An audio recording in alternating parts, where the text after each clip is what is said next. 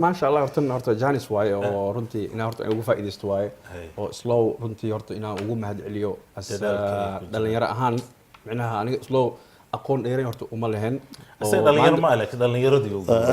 laakiin macnaha hadaladiis way soo gaareen oo dhinaca waxa ay soo gaaray wanaaga inta sano oo macnaha oo soo galiyay waqti dhalinyarada guud ahaan runtii oo shakhsi u baahan in loo mahad celiyo oo kaliya aan ahayn in macnaha critical meelaha la yiraahdo islaam wuxuu qabtay islaamku muxuu qabtay laakiin in la fiiriyo slow dhanka wanaagsan half knowledge dhan wuxuu geliyay anaguna geliyay dhalinyaro ahaan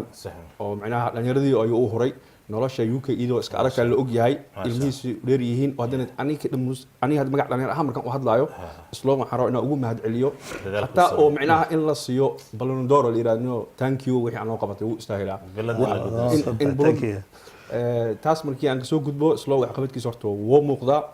fikradaha inta laga baxayo ilmaha xagga la geenayna macnaha barnaamij oo aad u dheer soconayo waay oo bari kamaan slow taariikh ku galay lagu xasuuso doono waayo waa ninkan slow waa nin anaka macnaha noo horay waqtigiisa famil macnaha lacagtiisa maalkiisa in maanta